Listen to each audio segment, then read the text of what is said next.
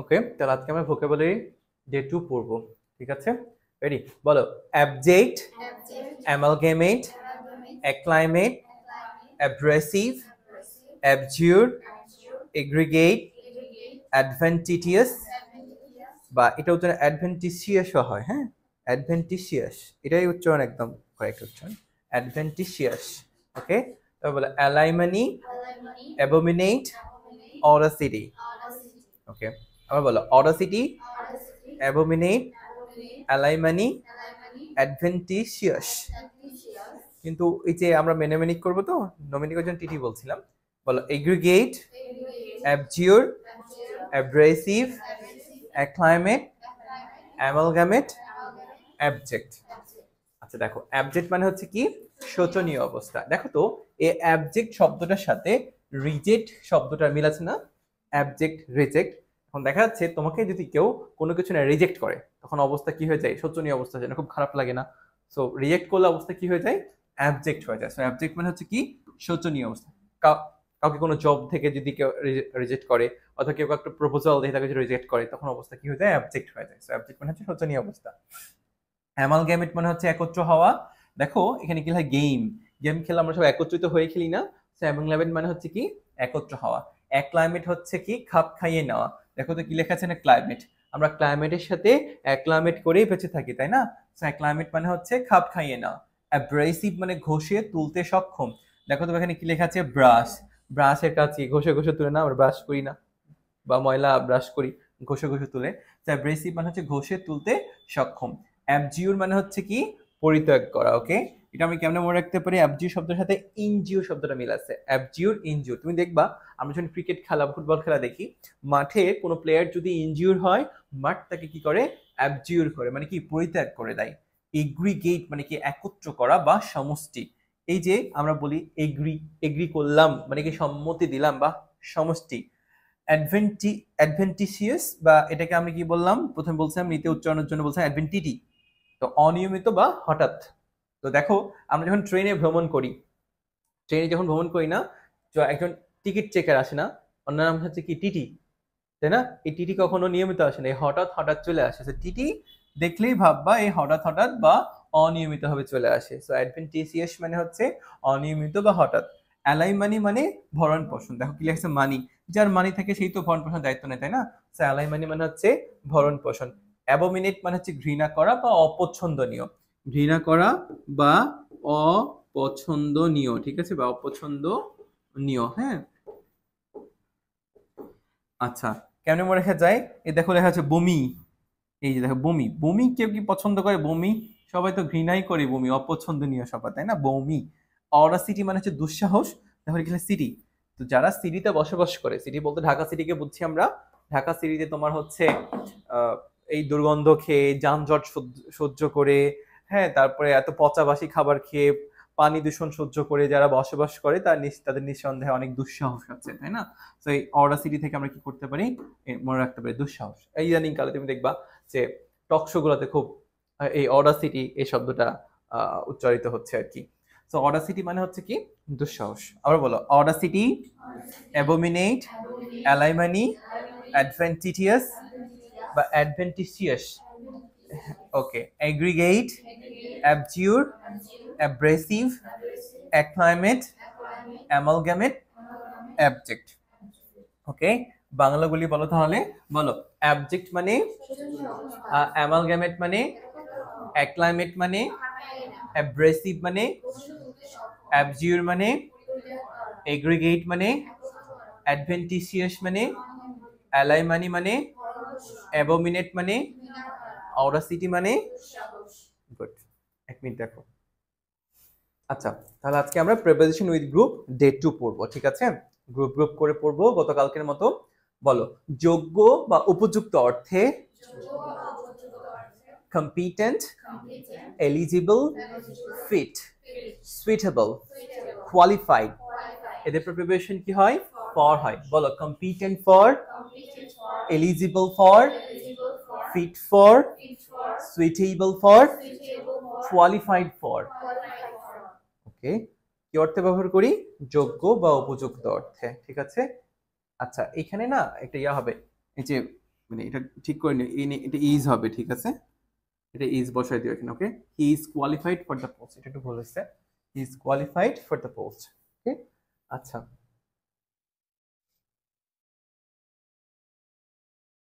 বলো, বাধা বা প্রতিবন্ধকতা অর্থে bar, barrier, hindrance, impediment, obstacle, এটা প্রিপারেশন কি হয়? টু হয়। বলো, bar to, barrier to, hindrance to, impediment to, obstacle to. Good. তাহলে প্রিপারেশন উইথ গ্রুপ ডে শেষ, ঠিক আছে। ওকে, আচ্ছা গতকালকে ক্লাসে আমরা হচ্ছে একদম বেসিক বিষয়গুলো আলোচনা করছিলাম, একবারে আমি জিপি 5 দিয়ে শুরু করেছিলাম, আমরা অনেকে এটা ভুল করেছিলাম, সো এটা যাতে করে ভুল না হয় সেই বিষয়ে আমি অনেকগুলো যুক্তিও দিয়েছিলাম। তারপরে আমরা কিছু এরকম কোয়েশ্চেন সলভ করেছি, তারপর টেন্স পড়েছি, তারপর আমরা এরকম কিছু কোয়েশ্চেনও সলভ করেছিলাম। এই যে এই কোয়েশ্চেন সলভ করার পরে একদম ভেঙে ভেঙে আমরা শেখা শুরু করেছিলাম, তাই না? তারপর আমরা পার্টস অফ স্পিচ এগুলো পড়েছিলাম, এগুলো উচ্চারণগুলো কিভাবে করতে হয় আমরা সেগুলো দেখিয়েছি, পাশাপাশি হালকা হালকা করে এক্সাম্পল দিয়ে এরকম একটা লম্বা এক্সাম্পলও দিয়েছিলাম। তারপরে আজকে আমাদের সেন্টেন্স, ক্লজ এবং ফ্রেজ দিয়ে শুরু করব, ঠিক আছে। তার মধ্যে প্রথমটা লিখবো আমরা সেন্টেন্স দিয়ে শুরু করব তাহলে, ঠিক আছে। আচ্ছা লিখো সেন্টেন্স। হ্যাঁ, প্রথম সংজ্ঞাটা হচ্ছে আমরা এভাবে বলতে পারি, সেন্টেন্স কি প্রশ্ন হতে পারে, তাই না? লিখো, সেন্টেন্স হচ্ছে গ্রুপ অফ ওয়ার্ডস। লিখো, এটা হচ্ছে গ্রুপ অফ ওয়ার্ডস যেখানে কমপক্ষে একটি সাবজেক্ট এবং একটা ফাইনাইট ভার্ব থাকবে এবং সম্পূর্ণ অর্থ প্রকাশের সক্ষমতা থাকলে তখন তাকে আমরা কি বলি? সেন্টেন্স বলি। সেন্টেন্স হচ্ছে গ্রুপ অফ ওয়ার্ডস যেখানে কমপক্ষে একটি সাবজেক্ট এবং একটা ফাইনাইট ভার্ব থাকবে এবং অবশ্যই সম্পূর্ণ অর্থ প্রকাশে সক্ষম হবে, ঠিক আছে।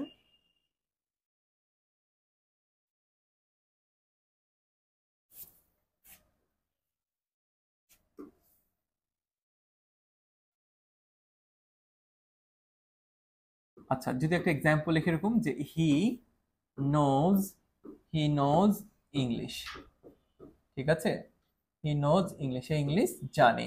তাহলে দেখো হি একটা শব্দ, নোজ একটা শব্দ, ইংলিশ, তার মানে এটা হচ্ছে গ্রুপ অফ ওয়ার্ডস যেখানে কমপক্ষে একটি সাবজেক্ট থাকবে এবং একটি কি ফাইনাইট ভার্ব থাকবে, তাই না? তাহলে হি নোজ ইংলিশ তার মানে কি এটা একটা কমপ্লিট সেন্টেন্স, সম্পূর্ণ অর্থ প্রকাশ সক্ষম হচ্ছে, তাই না? হয়েছে। আচ্ছা এরপর লিখো ক্লজ। ক্লজ লিখবে এরকম, এগুলো ডিটেইলে আমরা পরে শিখবো, জাস্ট আপাতত হালকা করে ধারণা দিচ্ছি। লিখো, ক্লজ হচ্ছে গ্রুপ অফ ওয়ার্ডস, ক্লজ হচ্ছে গ্রুপ অফ ওয়ার্ড যেখানে কমপক্ষে একটি সাবজেক্ট এবং একটা ফাইনাইট ভার্ব থাকবে।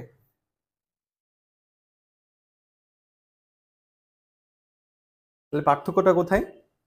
যে নিচে সেন্টেন্সে অবশ্যই অর্থ প্রকাশ সক্ষম থাকা লাগবে, আর এখানে অর্থ প্রকাশ হোক আর না হোক, জাস্ট একটা কি সাবজেক্ট একটা ফাইনাইট ভার্ব থাকলে সেটা কি হয়ে যাবে?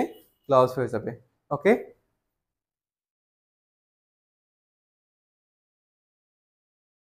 আচ্ছা যারে এই যদি তাহলে আমরা কি বলতে পারি না এটাও একটা ক্লজ, এটাও কিন্তু একটা ক্লজ, তাই না? আবার এটাও একটা clause, as he knows English, যেহেতু সে ইংলিশ জানে, অ্যাজ হি নোজ ইংলিশ, যেহেতু সে ইংলিশ জানে, এটা কি সেন্টেন্স? সম্পূর্ণটা হয়েছে কি একটা আকাঙ্ক্ষা থেকে যাচ্ছে না? আকাঙ্ক্ষা থাকলে সেটা কি সেন্টেন্স হয়? হয় না। অথচ দেখো এই সেন্টেন্স একটা সাবজেক্ট আছে, একটা ফাইনাইট ভার্ব আছে, দ্যাট মিন্স এটা হচ্ছে কি একটা ক্লজ, তাই না? তাহলে আমরা কি বলতে পারি? সকল সেন্টেন্সই ক্লজ কিন্তু সকল ক্লজ সেন্টেন্স নাই। এটাকে সেন্টেন্স রূপ দিতে হলে কি করতে হবে? আরেকটা ক্লজের প্রয়োজন হচ্ছে। As he knows English he will get a good job, হি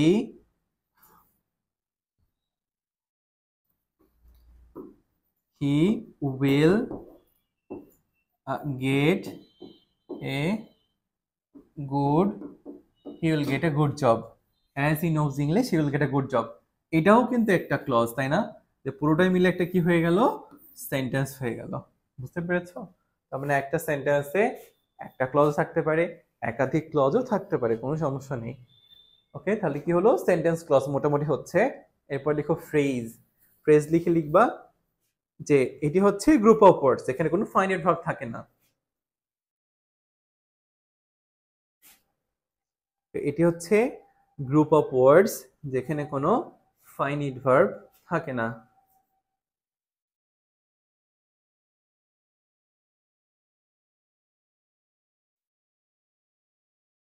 হচ্ছে এটা হচ্ছে গ্রুপ অফ ওয়ার্ডস যেখানে কোনো ফাইনিট ভার্ব থাকে না। ঠিক আছে না? তাহলে আমি যদি এরকম বলি যে এ রেড পেন বক্স, তাহলে এটাকে আমরা একটা ফ্রেজ বলতে পারি না? এ গুড স্টুডেন্ট, এখানে কোনো ফাইনাইট ভার্ব আছে?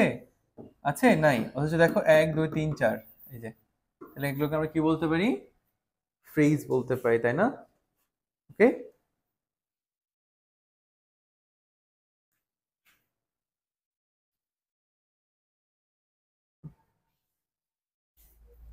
যদি এরকম বলি গোয়িং টু কলেজ, খেয়াল করো, গোয়িং টু কলেজ, এটা দেখো তো এখানে কোনো ফাইনাইট ভার্ব আছে কি? নেই। দ্যাট ইজ হয় এখানে ভার্ব আছে কিন্তু ফাইনাইট ভার্বটা নেই। তো এটাকে তুমি ক্লজ বলতে পারবে? নো। সেন্টেন্স বলতে পারবে? নো। কিন্তু তুমি এটা কি বলতে পারবে? ফ্রেজ বলতে পারবে আবার। ওকে, মোটামুটি ক্লিয়ার না? এখন এই যে সেন্টেন্সগুলো আমি বলতেছি বা যে সংজ্ঞাগুলো দিলাম, বারবার একটা বিষয় আসছে না, সাবজেক্ট ফাইনাইট ভার্ব, কিন্তু আমার সমস্যা তো এখানেই, আমরা ভালো মতো ফাইনাইট ভার্ব চিনি না, আমরা ভালো সাবজেক্ট চিনি না, তার মানে আমরা এখন কি শিখবো? ভালো মতো সাবজেক্ট অবজেক্ট ফাইনাইট ভার্ব এগুলো শিখবো। কানেকশনগুলো বুঝতেছো? কালকে থেকে ক্লাসগুলোর একটার সাথে আরেকটার সাথে খুবই কানেক্টেড। হ্যাঁ, তাহলে আমরা দেখো এরকম দুটো সেন্টেন্স লিখেছি, he gave me a car, we made him captain. কত আর ফুল দিবে আর কলম দিবে বলো?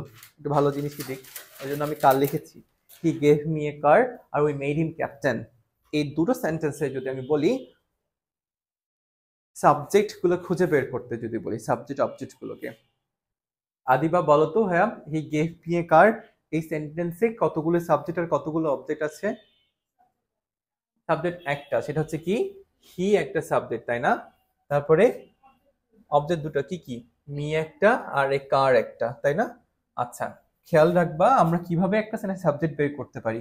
মাথায় রাখবা যে যে ফাইনাইট ভার্ব গুলো থাকে না, এই ফাইনাইট ভার্ব গুলো, তার মানে কি ফাইনাইট ভার্ব কি এটা আমাদের চিনতে হবে, আমরা চিনবো আস্তে আস্তে। দেখো এই ফাইনাইট ভার্ব গুলো, ভার্বের আগে সবসময় কি বসবে? সাবজেক্ট বসবে, ভার্বের পরে কি বসবে? অবজেক্ট বসবে, ঠিক আছে? এবং এই সাবজেক্ট গুলো অবশ্যই কি হবে? হয় নাউন অথবা প্রোনাউন হতে হবে, অবজেক্টও তাই। তার মানে পৃথিবীতে একমাত্র নাউন বা প্রোনাউনই কোন একটা সেন্টেন্সে কি হিসেবে কাজ করতে পারে? সাবজেক্ট অথবা অবজেক্ট হিসেবে কাজ করতে পারে। ওকে, এবার দেখো এরা যদি আবার কি হয়? ব্যক্তিবাচক হয়, এই নাউন ও প্রোনাউন গুলো যদি ব্যক্তিবাচক হয়, এই নাউন ও প্রোনাউন গুলো যদি ব্যক্তিবাচক হয়, তখন আমরা কি করব? এই ফাইনাইট ভার্বকে আমরা কি করব? কি বা কাকে দ্বারা, কি বা কাকে দ্বারা কোয়েশ্চেন করব। এই কি বা কাকে দ্বারা কোয়েশ্চেন করে যা যা উত্তর পাবো তাই তাই হচ্ছে কি? অবজেক্ট। ঠিক আছে না? আচ্ছা, তাহলে আমি যদি প্রশ্ন করি কি দিয়েছে, তাও অবজেক্ট পাবো, কাকে দিয়েছে, আমাকে দিয়েছে, তাহলে কি বা কাকে দ্বারা প্রশ্ন করে যে উত্তরগুলি পাবো তাই তাই হচ্ছে কি? অবজেক্ট, তাই না? অবজেক্ট। তাহলে দেখো ভাইয়া এখানে অবজেক্ট কি? তাহলে কি দিয়েছে? এটা কার্ড দিয়েছে, এটা একটা কিন্তু অবজেক্ট হয়, তাই না? আর হচ্ছে কাকে দিয়েছে? আমাকে দিয়েছে, এটাও একটা অবজেক্ট। বুঝতে পেরেছো? কিন্তু দেখো মি হচ্ছে ব্যক্তিবাচক, আবার হচ্ছে তোমার কার হচ্ছে বস্তুবাচক। তাহলে এই ব্যক্তি বস্তুর ভিত্তি করে অবজেক্ট গুলোকে কয় ভাগে ভাগ করা হয়? দুই ভাগে ভাগ করা হয়। একটাকে বলা হয় ডিরেক্ট অবজেক্ট আর একটা বলা হয় ইনডিরেক্ট অবজেক্ট, রাইট? কোনটা ডিরেক্ট কোনটা ইনডিরেক্ট? মিটা হচ্ছে ইনডিরেক্ট, বস্তু মানে অবজেক্ট মানে যে কাজ করে না, বস্তু কি কাজ করতে পারে? এই জন্য সরাসরি অবজেক্ট, তাই না? তাহলে এখানে কি বলতে পারি? এটাকে আমরা ডিরেক্ট অবজেক্ট বলতে পারি, ডিরেক্ট অবজেক্ট বলতে পারি, ঠিক আছে? আর হচ্ছে মিটাকে আমরা কি বলতে পারি? ইনডিরেক্ট অবজেক্ট বলতে পারি। বুঝতে পেরেছো? ডিরেক্ট অবজেক্ট আর ইনডিরেক্ট অবজেক্ট। ওকে, এখন প্রশ্ন হতে পারে কেন ডিরেক্ট অবজেক্ট আর ইনডিরেক্ট অবজেক্ট দরকার? অবশ্যই দরকার। আমরা যখন অ্যাক্টিভ প্যাসিভ শিখবো তখন এই দুটো দুটো দুটো মানে হচ্ছে অবজেক্টের আলাদা আলাদা গুরুত্ব রয়েছে। কিভাবে গুরুত্ব রয়েছে দেখো, আমরা ছোটবেলায় যখন অ্যাক্টিভ প্যাসিভ শিখেছি, আমরা বলতে পারি না একটা আদর্শ অ্যাক্টিভ সেন্টেন্সের গঠন কেমন হয় বলো তো ভাইয়া? একটা সাবজেক্ট বসে না, আর একটা হচ্ছে কি, একটা সাবজেক্ট বসে, একটা ফাইনাইট ভার্ব বসে, আর একটা হচ্ছে অবজেক্ট, তাই না? এটা হচ্ছে একটা কি আদর্শ অ্যাক্টিভের গঠন। আর যদি প্যাসিভ, এই অ্যাক্টিভ থেকে যদি প্যাসিভ করতে চাই তাহলে কি করতে হয়? এই অবজেক্টগুলা কিসে রূপান্তর হয়? সাবজেক্টে রূপান্তর হয়, তাই না? অবজেক্টগুলো কিসে রূপান্তর হয়? সাবজেক্টে। এই সাবজেক্ট এবং টেন্স অনুযায়ী একটা কি বসে, অক্সিলারি ভার্ব বসে, তাই না? এন্ড এই ভার্বে কি হয়ে যায়, ভি3 হয়ে যায়। বুঝতে পেরেছো? তার মানে বলতে পারি মানে অক্সিলারি কোন একটা মানে প্যাসিভের প্রাণী হচ্ছে কি auxiliary verb plus ভি3। Auxiliary verb plus ভি3 হচ্ছে কোন একটা প্যাসিভের প্রাণ। কোন একটা সেন্টেন্সে তুমি যদি দেখো অক্সিলারি ভার্ব প্লাস ভি3 আছে, তুমি ধরে নিবা এটা একটা প্যাসিভ সেন্টেন্স। ঠিক আছে? আচ্ছা, তাহলে এবার বলো তো এখান থেকে যদি আমরা প্যাসিভ করতে চাই, তো বলো ভাই আপনি বলেন অবজেক্ট সাবজেক্ট করতে, কিন্তু অবজেক্ট দুটো, ব্যক্তিও আছে বস্তু আছে, তাই না? তো ব্যক্তিকে আগে দিব না বস্তুকে? তুমি ব্যক্তিকে আগে নিতে পারো, তুমি বস্তুকে নিতে পারো আগে। তো আমি আগে ব্যক্তিকে আগে নিই। ধরো যদি আমি এরকম বলি আয়ের সাবজেক্ট, মেয়ের সাবজেক্ট হচ্ছে আয়, তাই না? এটা পাস্ট টেন্স, তাহলে সাবজেক্ট অনুযায়ী টেন্স বসবে এবং সাবজেক্ট টেন্স অনুযায়ী এটা অক্সিলারি ভার্ব বসবে। তাহলে কি পাস্ট টেন্সে আমরা কি পাবো, ওয়াজ। গিভ থেকে কি হচ্ছে, given. I was given, I was given কি, I was given a car, I was given a car, car disturb দিচ্ছে, বাই হিম, তাই না? এটা করতে পারি, অথবা এটা করতে পারি কি বলতো, এ কার, a car was given to me by him, তাই না? এই যে খেয়াল করছো একটা এক্সট্রা টু পাইছো, টুটা কই পাইলা? কারণ তুমি যখন ব্যক্তিকে বাদ দিয়ে বস্তুকেই সাবজেক্ট হিসেবে কাউন্ট করবা, আগে বসাবা, তখন তো অবশ্যই ব্যক্তিবাচকের একটা প্রেপোজিশন টু বসানো লাগবে, একটা প্রেপোজিশন টু। কখনো কখনো ফরও বসাতে লাগতে পারে, বাট টুটা হচ্ছে যদি সেন্টেন্স অনুযায়ী তোমাকে বসাতে হবে আর কি। যদি জন্য বোঝায় তাহলে এবার ফর দিতা, তাহলে এই car was given to me by him. বুঝতে পেরেছো যে কেন ব্যক্তি আর বস্তু দরকার? এবং বাংলাতে কি বলা হয়, মুখ্য কর্ম আর গৌণ কর্ম।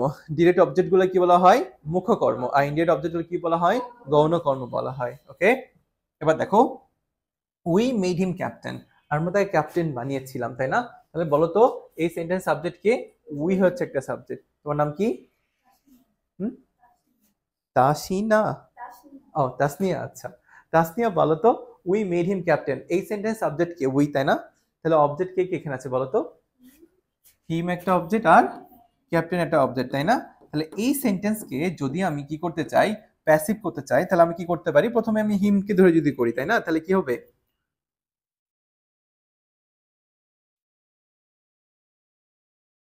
যদি আমি হিমকে ধরে করতে চাই তাহলে কি হবে, তাহলে আমি কি বলতে পারি যে এরকম যে হি, কি হবে বলতো, he was made captain, he was made captain by us, তাই না? এইবার যদি আমি এটাকে ক্যাপ্টেনকে ধরে করি তাহলে কি হবে, কেন্দ্রে মরে গেলেও হবে না, তাই না? Captain was made to us by him, হচ্ছে কি কোনো হবে, হচ্ছে না। তাহলে হোয়াট ইজ দ্য প্রবলেম? কারণ ক্যাপ্টেনটাকে আমরা এখানে আমরা সরাসরি অবজেক্ট বলতে পাচ্ছি না, এটা আসলে অবজেক্ট নয়। ঠিক আছে, তাহলে আমি লিখেছি কেন অবজেক্ট? এর পেছনে একটা যুক্তি আছে, আমি প্রত্যেকটা যুক্তি তোমাদেরকে দিচ্ছি, দেখো। তার আগে খেয়াল রাখবা একটা জিনিস, খেয়াল করো তো উপরের সেন্টেন্স যদি দেখাও, মি আর কার কি এক জিনিস, আলাদা না? তুমি এই সেন্টেন্স দেখো, যেই হিম সেই ক্যাপ্টেন না, যেই ক্যাপ্টেন সেই হিম না, একজনকেই বোঝাচ্ছ, আবার দুইটা অবজেক্ট, একজন কি ডাবল অবজেক্ট হতে পারে? হতে পারে না ভাইয়া, বুঝছো? তাহলে এখানে কি হবে, হিমটা হচ্ছে অবজেক্ট, আর এই ক্যাপ্টেনকে বলা হচ্ছে কি কমপ্লিমেন্ট। কি বলা হয়, কমপ্লিমেন্ট। কমপ্লিমেন্ট শব্দের অর্থ হচ্ছে কি পরিপূরক, কি কি বলা হচ্ছে, কমপ্লিমেন্ট, কমপ্লিমেন্ট। এই কমপ্লিমেন্ট শব্দের অর্থ হচ্ছে কি পরিপূরক। কার পরিপূরক? সে হচ্ছে অবজেক্টের পরিপূরক। মনে রাখবা কমপ্লিমেন্ট মানে হচ্ছে যে শব্দ বা শব্দগুচ্ছ সাবজেক্ট এবং অবজেক্ট সম্পর্কে অতিরিক্ত তথ্য দেয় তাকে আমরা কি বলি, কমপ্লিমেন্ট বলি। তাহলে কি বলছি, যে অতিরিক্ত তথ্য দেয় সাবজেক্ট অবজেক্ট। এখন বলো তো ভাইয়া, এই ক্যাপ্টেন হিম সময় তথ্য দিচ্ছি না, তাহলে এই কমপ্লিমেন্টকে আমরা কি বলতে পারি, সাবজেক্টিভ কমপ্লিমেন্ট না অবজেক্টিভ কমপ্লিমেন্ট বলবা? অবজেক্টিভ কমপ্লিমেন্ট বলবা, কারণ সে অবজেক্ট শব্দ দিচ্ছে। তাহলে কমপ্লিমেন্ট কত প্রকার, দুই প্রকার, একটা সাবজেক্টিভ কমপ্লিমেন্ট, অবজেক্টিভ। তাহলে এইটাকে আমরা কি বলতে পারি, এটা একটা অবজেক্টিভ কমপ্লিমেন্ট, তাই না? যেহেতু সে অবজেক্ট তথ্য দিচ্ছে, অবজেক্টিভ। আর এই অবজেক্টিভ কমপ্লিমেন্ট গুলাকে কি বলা হয় জানো? এই অবজেক্টিভ কমপ্লিমেন্ট গুলাকে বলা হয় হচ্ছে কি অবজেক্ট, এটাকে বলা হয় ফ্যাক্টিটিভ অবজেক্ট। কি বলা হয়, ফ্যাক্টিটিভ অবজেক্ট। তুমি তাহলে সরাসরি অবজেক্ট বলতে পারবে না, কি বলতে হবে, ফ্যাক্টিটিভ অবজেক্ট। বুঝতে পেরেছো? আর এই ফ্যাক্টিটিভ অবজেক্ট যুক্ত এই ভার্ব গুলাকে কি বলা হয়, ফ্যাক্টিটিভ ভার্ব বলা হয়। বুঝতে পেরেছো? ফ্যাক্টিটিভ ভার্ব বলা হয়। ওকে, বুঝতে পারলে? ক্লিয়ার? এখন প্রশ্ন হতে পারে, এবার কি বুঝতে পেরেছো কেন ক্যাপ্টেনকে ধরে তুমি প্যাসিভ করতে পারলে না? কারণ ক্যাপ্টেন তো অবজেক্টই নয়, ক্যাপ্টেন হচ্ছে কি হচ্ছে কমপ্লিমেন্ট। আর যদি এটাও বলো ভাই ক্যাপ্টেন অবজেক্ট, আপনি তো বলেন ফ্যাক্টরি অবজেক্ট, হ্যাঁ ঠিক আছে অবজেক্ট হলে হবে, কিন্তু ফ্যাক্টরি অবজেক্ট হলে তুমি সেটাকে কি করতে পারবে না, সাবজেক্টে রূপান্তর করে। ফ্যাক্টরি অবজেক্ট গুলো সাবজেক্টে রূপান্তর হয় না, বা অবজেক্টিভ কমপ্লিমেন্ট, কমপ্লিমেন্ট কখনোই সাবজেক্টে রূপান্তর হতে পারে না, কমপ্লিমেন্ট কমপ্লিমেন্টই থেকে যায়। দ্যাট ইজ হয়, এখানে তুমি শুধু হিমকে ধরে করতে পারবে। বুঝে গিয়েছে? তাহলে আমরা কি বুঝতে পেরেছি এই মেইডটাকে কি কোন ভার্ব বলবো? তাহলে ফ্যাক্টিটিভ ভার্ব, তাই না? এরকম এক্সাম্পল দিতে পারো ফ্যাক্টিটিভ ভার্বে অনেক আছে, যেমন উই মেড হিম চেয়ারম্যান, আমরা তাকে, উই ইলেক্টেড হিম চেয়ারম্যান, আমরা তাকে চেয়ারম্যান বানিয়েছি। উই সিলেক্টেড হিম প্রেসিডেন্ট, আমরা তাকে প্রেসিডেন্ট হিসেবে সিলেক্ট করেছি। উই কল্ড হিম ব্রো, আমরা তাকে ব্রো বলে ডাকি। যেই হিম সেই ব্রো, তাই না? যেই হিম সেই চেয়ারম্যান হচ্ছে, যেই হিম সেই তো প্রেসিডেন্ট হচ্ছে, তাই না? এগুলো সবগুলো হচ্ছে কি ফ্যাক্টিটিভ অবজেক্ট যুক্ত সেন্টেন্স বা ফ্যাক্টিটিভ ভার্ব যুক্ত সেন্টেন্স। আর ফ্যাক্টিটিভ ভার্ব বা ফ্যাক্টিটিভ অবজেক্ট সেন্টেন্সগুলোকে এভাবেই প্যাসিভ করতে হয়। ওকে, ক্লিয়ার? আচ্ছা আচ্ছা, I gave my friend a gift, I sent my brother, আচ্ছা I gave my friend, আচ্ছা এর আগে দেখো ভাইয়া, এই যে এই আচ্ছা এই যে এগুলো লিখেছে তার আগে বলি, তার আগে আমি হচ্ছে আরেকটা ইয়া করি, তোমার প্রশ্ন লিখি। এটা হচ্ছে যে যদি আমি বলি এরকম যে I like you, I like you, আমি তোমাকে পছন্দ করি, হ্যাঁ। আর একটা বলি এরকম যে ইউ লাইক মি, এগুলো তুলে নাও, ইউ লাইক মি, হ্যাঁ। বলো তো এই সেন্টেন্সে অবজেক্ট, অবজেক্ট কে? এখানে ইউ একটা অবজেক্ট, আর এখানে ইউ কি? সাবজেক্ট, তাই না? তাহলে একটা সেন্টেন্সে সাবজেক্ট অবজেক্ট চিনব কি হবে? ভার্বের আগে পরে অবস্থান দেখে, তাই না? এখন প্রশ্ন হচ্ছে অনেক সময় পরীক্ষা পড়ে এখানে ইউটা কোন অবজেক্ট বলতে পারো? ডিরেক্ট অবজেক্ট নাকি ইনডাইরেক্ট অবজেক্ট? ডিরেক্ট না ইনডাইরেক্ট? একটু আগে কি শিখলাম? ব্যক্তিবাচক গুলোকে আমরা কি বললাম? ইনডাইরেক্ট। আর বস্তুবাচক গুলো কি বললাম? ডিরেক্ট। তাহলে ইউ এখানে কি হচ্ছে? না। সেন্টেন্সে একটি অবজেক্ট থাকলে তাকে ডিরেক্ট অবজেক্ট বলা হয়। বুঝতে পেরেছো? এই জন্য তো কাহিনীটা, বুঝতে পেরেছো? একটি লিখে এবার লিখতে হবে, এটাকে আমরা কি বলবো? Direct object. ঠিক আছে, যে ব্যাখ্যায় লিখবে এরকম, সেন্টেন্সে যদি একটি অবজেক্ট থাকে তাহলে সেই অবজেক্টকে কি বলা হয়? ডিরেক্ট অবজেক্ট বলা হয়। বুঝতে পেরেছো? এটাও তাই, ডিরেক্ট অবজেক্ট। একটি অবজেক্ট থাকলে আমরা কি অবজেক্ট বলবো? ডিরেক্ট অবজেক্ট বলবো। ওকে, বুঝতে পেরেছো? চলো,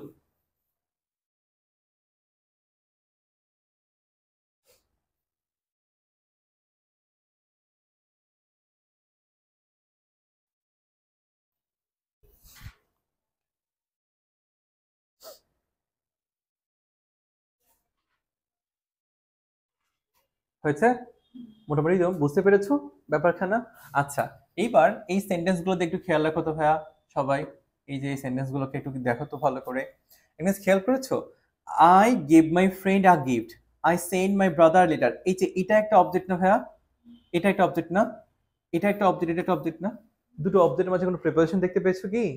নেই। আবার তুমি নিজের দিকে দেখো, রিটার্ন দ্য ওয়ালেট, আর হচ্ছে ইটস ওনার, দ্য কার হার, এখানেও দুটো অবজেক্ট আছে না, কিন্তু মাঝে একটা প্রিপারেশন দিতে পারছো না, কেন এমন হচ্ছে বলো তো?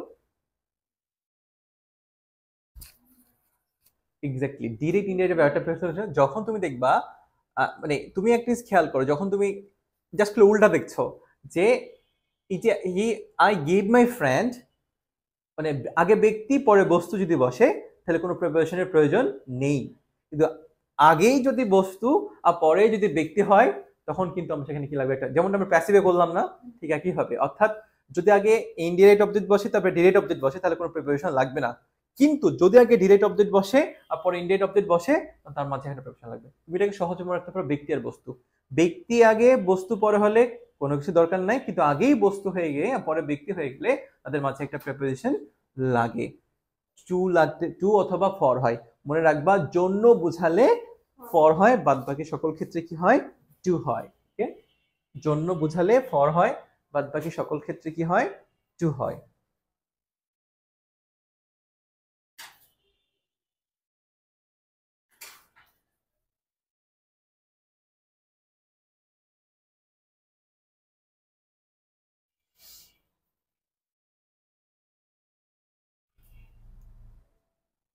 তো পরের তিনটা সেন্টেন্সে দেখো, পরের তিনটা সেন্টেন্সে আমার প্রিপোজিশন আছে, যদিও আগে কি আছে, ব্যক্তি পরে বস্তু আছে, তাই না? আগে ব্যক্তি দেখো, তারপরে বস্তু আছে, এই দেখো ব্যক্তি তারপরে বস্তু, এই সত্ত্বেও একটা উইথ, কারণ কি জানো, এরা হচ্ছে এক্সেপশন, এরা হচ্ছে কি এক্সেপশন, দেখো ব্যতিক্রম, এরা হচ্ছে কি ব্যতিক্রম। কি কি কি যদি ভার্বগুলো যদি প্রেজেন্টেড হয়, প্রোভাইডেড হয়, সাপ্লাইড হয়, তাহলে ভাই এদের অবজেক্টের পরে মানে একটা প্রিপোজিশন লাগবে উইথ, মানে উইথ নর্মালি আমরা কি শিখলাম, টু আর ফর, আর উইথ যখন বসবে তুমি ভেবে নিবা সেটা হচ্ছে ব্যতিক্রম, ঠিক আছে? উইথ বসা মানে ব্যতিক্রম, তাহলে প্রেজেন্টেড, প্রোভাইডেড, সাপ্লাইড, কোনটা?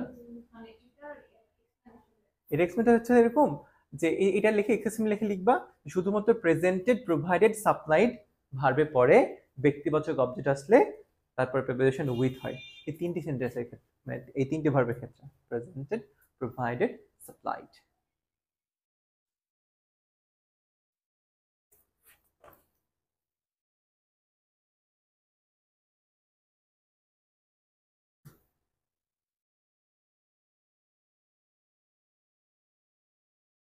আচ্ছা, তাহলে এই যে আমরা যতক্ষণ পড়লাম সাবজেক্ট অবজেক্ট যা যা শিখলাম, আমরা একটু একটা প্র্যাকটিস করতে দেখো তো ভাইয়া, পারো কিনা? What did you tell her, here underline word is, what এর নিচে দাগ, কোন অবজেক্ট বলো, ডিরেক্ট অবজেক্ট নাকি ইনডিরেক্ট অবজেক্ট? হোয়াট দ্বারা প্রশ্ন করা বস্তুকে পাই, তাহলে অবশ্যই বোঝা যায় অ্যান্সার কি হবে, ডিরেক্ট অবজেক্ট, তাই না? Home do you like most, here underline word is a, home do you like most, subject কে এখানে, ইউ, অবজেক্ট কে, হোম, বাকি সেন্টেন্সে একটা অবজেক্ট তাহলে কি হয়, কি বললাম একটু আগে, অ্যান্সার কি হবে, ডিরেক্ট অবজেক্ট। ভাইয়া ভুল করলে হবে না। Rahat gave, Rahat gave dash, তাহলে আমরা একটু আগে শিখলাম কি, যে যদি এই বুক ডিরেক্ট অবজেক্ট, ইনডিরেক্ট অবজেক্ট আগে আছে, তার মানে মাঝে কোনো প্রিপোজিশন হবে না, তাহলে কি রাহাত গেভ হিজ ফ্রেন্ডস আ বুক, ওকে? আচ্ছা, choose the correct sentence, I presented her a flower, আমরা দেখি প্রেজেন্ট হলে এখানে উইথ হবে, তাই না? কোথায় উইথ আছে, I present with a flower, তাহলে অ্যান্সার কি হবে এখানে, ডি, বুঝলে? আচ্ছা, Mrs Lubna has return the wallet, আমরা আগে অবজেক্ট বস্তু চলে আসছে, পরে বেতে আমরা একটা প্রিপোজিশন হবে, return the wallet to its original owner, তাহলে এখানে কি হবে, তাহলে to its original owner, okay? ঠিক আছে। আচ্ছা, এটা আমরা পরে শিখবো, তারপরে আমরা এটা আগে শিখি, কমপ্লিমেন্ট কি আর লিঙ্কিং ভার্ব কি, ঠিক আছে? এটা আমরা একটু শিখি, কমপ্লিমেন্ট কি যদিও আমরা আগে শিখেছি, আমরা একটু ডিটেইলে শিখবো কমপ্লিমেন্ট কি। লিখো, কমপ্লিমেন্ট লেখার পর লিখবা, দেখো যে শব্দ বা শব্দগুচ্ছ, কমপ্লিমেন্ট শব্দের অর্থ কি জানি আমরা, পরিপূরক, তাই না? লিখো, যে শব্দ বা শব্দগুচ্ছ সাবজেক্ট এবং অবজেক্ট সম্পর্কে অতিরিক্ত তথ্য প্রদান করে তাকে আমরা কি বলি, কমপ্লিমেন্ট বলি।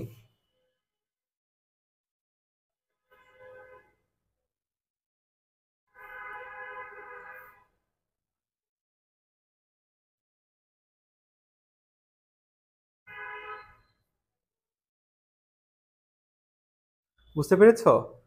যদি আমরা আগে একটু টাচ পেয়েছি, আরেকটা স্টার চিহ্নতে লিখো, শর্টকাট সংজ্ঞা অনেকে বলে এরকম, লিঙ্কিং ভার্বের পরে একটি ওয়ার্ড থাকলে তা কি হয়, কমপ্লিমেন্ট হয়।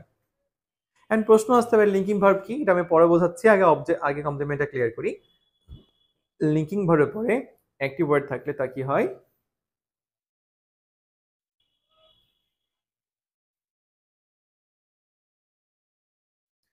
তা কি হয়, কমপ্লিমেন্ট হয়, ওকে? লিঙ্কিং ভার্বে একটি ওয়ার্ড থাকলে তা কি হয়, কমপ্লিমেন্ট হয়, ঠিক আছে না? ওকে ফাইন, এইবার আমরা একটু এক্সাম্পলে ফিরে আসি।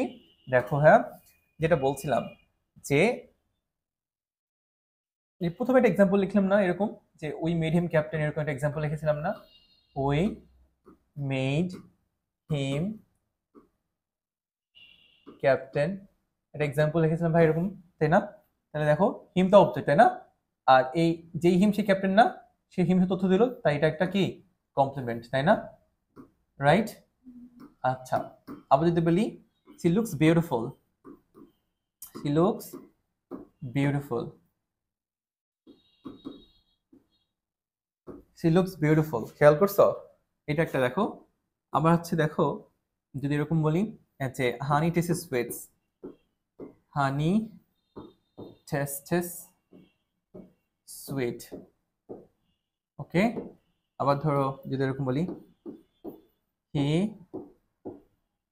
বিকেম এ ডক্টর, ঠিক আছে। আবার লিখো he went mad, he went mad, সে পাগল হয়ে গিয়েছিল, ওকে। আচ্ছা খেয়াল করছো যে দেখো এখানে যেই সেই বিউটিফুল না, এখানে এখানে দেখো যেই হানি সেই সুইট না। হানি তো হানি কোনো ঝাল আছে নাকি? ঝাল হলে কেন হানি হবে? না, দেখো যেই হি সেই ডক্টর না, আবার যেই হি এখানে সেই ম্যাড না, খেয়াল করেছো? তাহলে দেখো যেই ক্যাপ্টেন সেই হিম, তার মানে কি অবজেক্ট সমর্থ হচ্ছে, তাই এটাকে কি অবজেক্টিভ কমপ্লিমেন্ট। আর সি লুকস বিউটিফুল, তাহলে সাবজেক্ট সমর্থ এগুলো প্রত্যেকটা হচ্ছে কি বলতো সাবজেক্টিভ কমপ্লিমেন্ট, ওকে। এরা প্রত্যেকই কি সাবজেক্টিভ কমপ্লিমেন্ট, ঠিক আছে। আবার দেখো এটাও তাই সাবজেক্টিভ কমপ্লিমেন্ট, এটাও তাই সাবজেক্টিভ কমপ্লিমেন্ট, এটা হচ্ছে কি সাবজেক্টিভ কমপ্লিমেন্ট, ঠিক আছে, সাবজেক্টিভ কমপ্লিমেন্ট। তাহলে আমরা বলতে পারি কমপ্লিমেন্ট কয় প্রকার, একটা সাবজেক্টিভ কমপ্লিমেন্ট আর একটা হচ্ছে কি অবজেক্টিভ কমপ্লিমেন্ট। লিখেছো এটা সাবজেক্টিভ কমপ্লিমেন্ট অবজেক্টিভ কমপ্লিমেন্ট।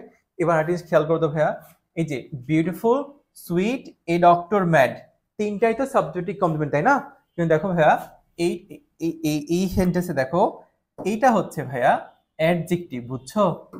এটা হচ্ছে কি অ্যাডজেক্টিভ, কিন্তু এটা কিন্তু ভাইয়া নাউন, এটাও আবার অ্যাডজেক্টিভ তাই না? তাহলে আমরা বলতে পারি না যে সাবজেক্টিভ কমপ্লিমেন্ট দুই প্রকার, একটা হচ্ছে নাউন কমপ্লিমেন্ট আর একটা হচ্ছে কি অ্যাডজেক্টিভ। এটাও লিখতে পারি সাবজেক্টিভ কমপ্লিমেন্ট গুলো আবার দুই প্রকার, একটা হচ্ছে কি নাউন কমপ্লিমেন্ট আর একটা হচ্ছে কি অ্যাডজেক্টিভ কমপ্লিমেন্ট, ঠিক আছে।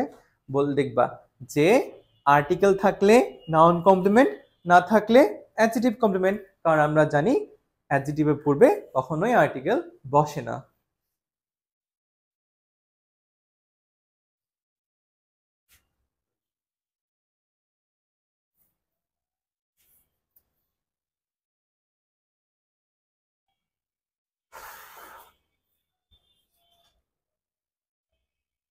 এতটুকু বুঝতে পেরেছো সবাই? ক্লিয়ার? ওকে। আচ্ছা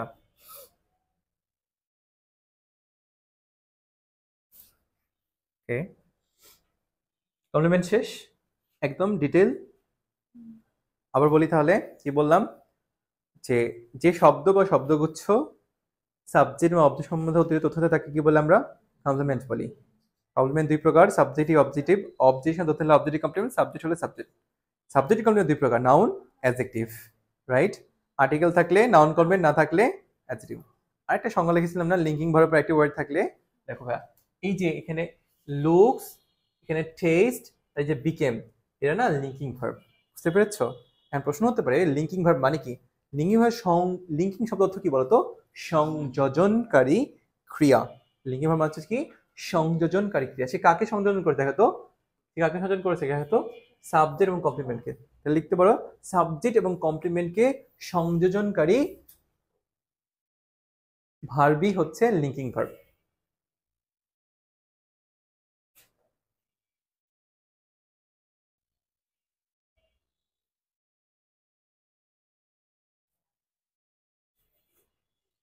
সাবজেক্ট এবং কমপ্লিমেন্টকে সংযোজনকারী ভার্বই হচ্ছে লিঙ্কিং ভার্ব।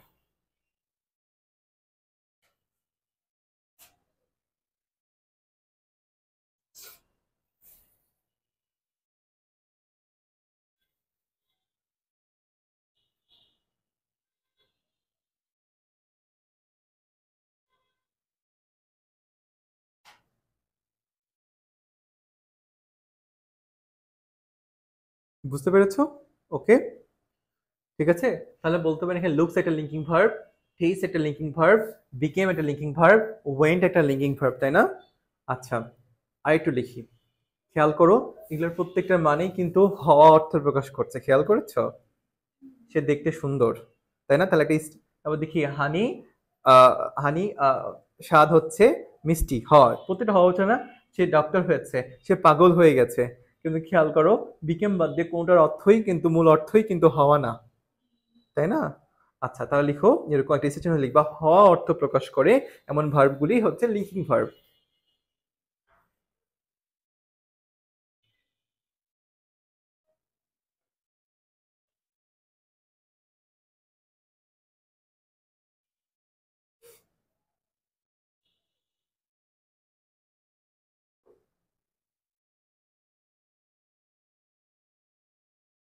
বুঝতে পারলে? হওয়া অর্থ প্রকাশ করে এমন ভার্বগুলি হচ্ছে কি লিঙ্কিং ভার্ব। একটা জিনিস খেয়াল করো ভাই এখানে ভালো করে, যে এই যে আমরা ছোটবেলা থেকে আমাদের শেখাইছি না, ভার্ব মানে হচ্ছে অ্যাকশন, ক্রিয়া, কাজ করবে, তাই না? সব সময় তাইছে না? যাওয়া, খাওয়া, গান করা, ফাইট করা, সব মানে কাজই বোঝাচ্ছে। কিন্তু খুব ভালো করে খেয়াল করো তো ভাইয়া, এই যে সি লুকস বিউটিফুল, এখানে লুক কি কোনো কাজ করেছে? এর মানে কি এরকম সে সুন্দরের দিকে তাকায়? এরকম অর্থ দাঁড়াইছে কি? না। আবার দেখো হানি টেস্ট সুইট, যদি সে কাজ করতো টেস্ট, তাহলে তারা তো মধু স্বাদ গ্রহণ করেছে মিষ্টির, তাই কি? আবার দেখো হি বিকেম, হ্যাঁ এটা এটা এটা এটা যাচ্ছে, ঠিক আছে, হি ওয়েন্ট ম্যাড, সে পাগল হয়ে গেছে। এখন কি সে পাগলার কাছে গেছিল? এরকম কি? খেয়াল করো। তুমি এখানে একটা একটা বৈশিষ্ট্য হচ্ছে কি, লিকিং ভার একটা বৈশিষ্ট্য হচ্ছে কি, আহ, লিখো লিখো, লিকিং ভার একটা বৈশিষ্ট্য হচ্ছে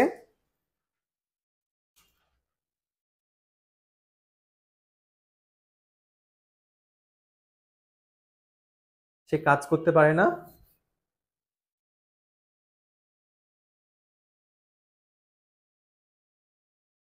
তাকে কি বলা হয়? নন অ্যাকশন ভার্ব বলা হয়। তাই কি বলা হয়? নন অ্যাকশন ভার্ব বলা হয়। বুঝতে পেরেছো? তাই কি বলা হয়? নন অ্যাকশন ভার্ব বলা হয়।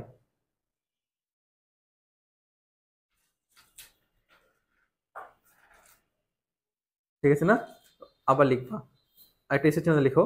এবং এর আরো একটি বৈশিষ্ট্য হচ্ছে, এই ভার্বগুলো তার নিজস্ব অর্থ প্রকাশ না করে একটা ভিন্ন অর্থ দেয়।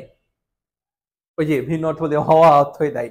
এই ভার্বগুলি তার নিজস্ব অর্থ প্রকাশে অক্ষম, মানে বা এভাবে লিখতে পারি, এই ভার্বগুলি বাক্যে তাদের নিজস্ব অর্থ না না দিয়ে একটা ভিন্ন অর্থ প্রদান করে। ওকে, কপিউলেটিভ ভার্ব বলা হয়। ওকে, তাহলে এই ভার্বগুলো কি ভার্ব পেলাম আমি? প্রথমত পেলাম একটা নন অ্যাকশন ভার্ব, নন অ্যাকশন ভার্ব। ওকে, খেয়াল করছো? এই লিঙ্কিং ভার্বটা হচ্ছে নন অ্যাকশন ভার্ব, আর এটা হচ্ছে কি কপিউলেটিভ। আচ্ছা, তাহলে আমি কি দেখলাম? লিঙ্কিং ভার্বে কয়টা নাম পাচ্ছি? নন অ্যাকশন ভার্ব, কপিউলেটিভ ভার্ব। তোমাদের এখন প্রশ্ন যদি করা হয় লিঙ্কিং ভার্বে কেন নন অ্যাকশন ভার্ব বলা হয়, বলতে পারবে না? লিঙ্কিং ভার্বে কেন কপিউলেটিভ ভার্ব বলা হয়, বলতে পারবে না? ইনশাআল্লাহ, ঠিক আছে। আচ্ছা, আর একটা মজার কথা জানো কি, ইংরেজিতে লিঙ্কিং ভার্বগুলো খুব স্পেসিফিক। কয়টা আছে জানো? 18টা ভার্ব আছে লিঙ্কিং ভার্ব। কয়টা ভার্ব? 18টা। এগুলো মুখস্থ রাখতে হবে। একটা ছন্দ আছে এরকম, বি বিকাম হয়ে, গেট থেকে বের হয়ে, টার্ন করে অ্যাপিয়ার করলো, সে লুক করে ফিল করলো, এবং স্মেল নিয়ে টেস্ট করলো। তার কাছে সিম হলো সাউন্ড, তাই সে স্টে করে রিমেইন করলো। এছাড়াও গো, ওয়েন, কিপ, রিজেম্বল, গ্রো। ওকে, তাহলে লিখো লিঙ্কিং ভার্ব মনে রাখার সহজ উপায়। লিখো লিঙ্কিং ভার্ব মনে রাখার সহজ উপায়, ঠিক আছে?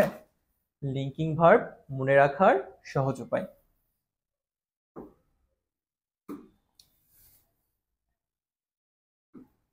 বি বিকাম হয়ে, বি বিকাম হয়ে, গেট থেকে, গেট থেকে বের হয়ে, গেট থেকে বের হয়ে, টার্ন করে, টার্ন করে, টার্ন করে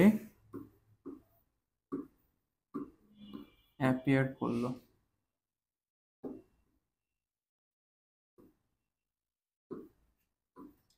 সে লুক করে ফিল করলো, এবং এবং স্মেল নিয়ে খুবই ডিস্টার্ব দিচ্ছে এবং স্মেল নিয়ে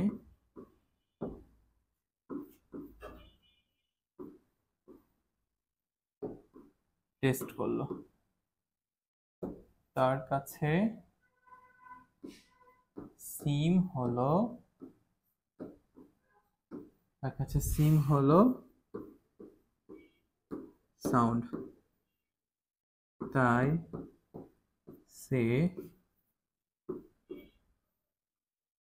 স্টে করে রিমেইন করলো,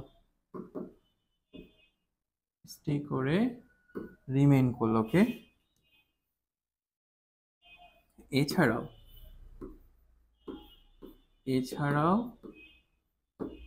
এছাড়াও গো অথবা went, keep, resemble, grow,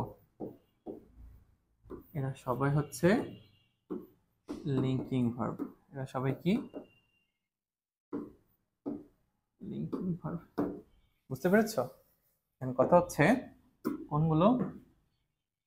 B, become, get, turn, appear, say, look, feel, smell, taste, seem, sound, stay, remain, go, went, keep, resemble, grow। resemble মানে সাবজেক্ট হওয়া।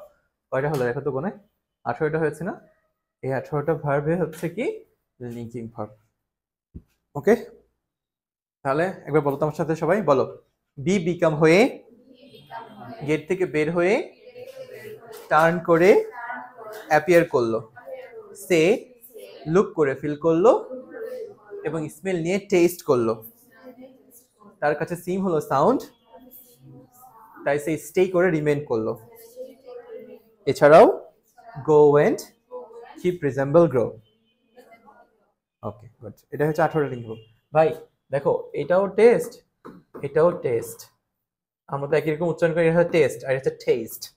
ওকে, টেস্টি, টেস্টি বাংলা উচ্চারণ হবে টেস্টি। টেস্টি মনে রাখবো, টেস্টি। হ্যাঁ, খুব টেস্ট এটা, নাহলে ভুল হয়ে যাবে কিন্তু। ওই টেস্ট কে টেস্ট মনে করো না, দুটা কিন্তু, একটা পরীক্ষা করা, একটা স্বাদ গ্রহণ করা। আর একটা কি মনে রাখতে বললাম, যে লিঙ্কিং ভার্ব গুলোর পর একটা ওয়ার্ড থাকলে কি হয়? অ্যাডজেক্টিভ। আর যদি কোনো দেখো linking verb plus article plus একটা ওয়ার্ড, তাহলে ওটা নাউন আছে। ওকে, আচ্ছা, তাহলে এবার দেখো যা যা করলাম, এই যে এখানে, এই যে এইবার বলো তো ভাইয়া, he became a politician. Here became is used as কি হবে বলো তো? লিঙ্কিং ভার্ব, তাই না? Honey tasted sweets, here taste is কি হবে বলো তো? Linking verb. He went mad, the verb went is কি ভার্ব এখানে বলো তো? Linking verb. He went mad, এখানে দিস ভার্ব না। হিয়ার ম্যাড ইজ ভার্ব না। হ্যাঁ, হেয়ার ম্যাড এখানে হতো কি? হেয়ার ম্যাড ইজ, ম্যাড কি এখানে বলো তো? হেয়ার কমপ্লিমেন্ট নাই, তাহলে কি হবে অ্যান্সার? অ্যাডজেক্টিভ, তাই না? একটু আগে শিখলাম লিঙ্কিং ভার্বের একটি ওয়ার্ড হলে সেটা কি হয়? তাহলে আজকে এই পর্যন্ত। ওকে, আল্লাহ হাফেজ।